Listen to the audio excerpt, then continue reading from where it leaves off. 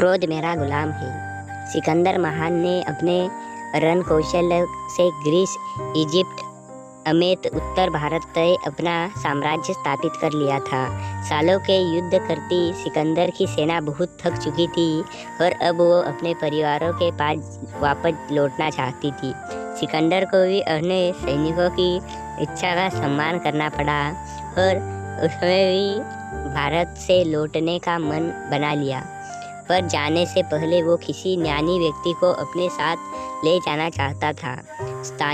स्थानीय लोगों से पूछने पर उसे एक पहुँचे हुए बाबा के बारे में पता चला, जो कुछ दूरी पर स्थित एक नगर में रहते थे। सिकंदर दल बल के साथ वहां पहुंचा। बाबा निवस्त्र एक पेड़ के नीचे ध्यान लगा रहे बैठे थे। सिकंदर उसके ध्यान से बाहर आने का इंतजार करने लगा। कुछ देर बाद बाबा ध्यान से बाहर आए और उनके आंखें खुलते ही सैनिक सिकंदर महान के नारे लगाने लगे। बाबा अपने स्थान पर बैठे उन्हें ऐसा करते देख मुस्कुरा रहे थे। सिकंदर उसके सामने आया और बोला, मैं आपको अपने देश में ले जाना चाहता हूँ, चलिए हमारे साथ। चलने के लिए तैयार हो जाइए। बाबा बोले, मैं तो यही ठीक हूँ, मैं यहाँ से कहीं नहीं जाना चाहता। मैं जो कहता हूँ अब वही उपलब्ध है, तुम्हें जहाँ जाना है जाओ।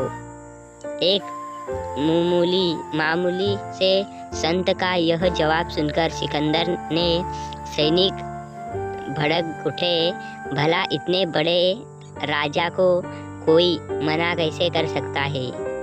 सिकंदर ने सैनिक को शांत करते हुए बोला, बाबा से कहा, मैं ना सुनने का आदी नहीं हूँ, आपको मेरे साथ चलना ही होगा। बाबा बिना घबराए बोले, यह मेरा जीवन है और मैं ही इसका फैसला कर सकता हूँ कि मुझे कहाँ जाना है और कहाँ नहीं। यह सुन सिकंदर गुस्से में लाल हो गया। उसने फौरन अपनी तलवार निकाली और बाबा के गले से सटा दी। अब क्या बोलते हो, मेरे साथ चलोगे या मौत को गले लगाना चाहोगे? बाबा अब भी शांत थे। मैं तो कहीं नहीं जा सकता, अगर तुम मुझे मारना चाहते हो तो मार दो, पर आज के बाद से कभी अपने नाम के साथ महान शब्द का प्रयोग मत करना, क्योंकि तुम्हारे अंदर महान होने जैसी कोई बात नहीं है।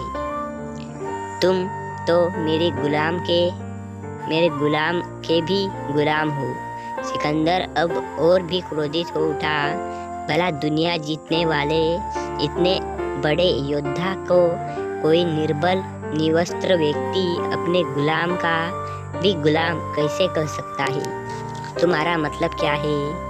सिकंदर क्रोधित होते हुए बोला। बाबा बोले, क्रोध मेरा गुलाम है। मैं जब तक नहीं चाहता मुझे क्रोध नहीं आता, लेकिन तुम अपने क्रोध के गुलाम हो। तुमने बहुत से योद्धाओं को पराजित किया, पर अपने क्रोध से नहीं जीत पाए।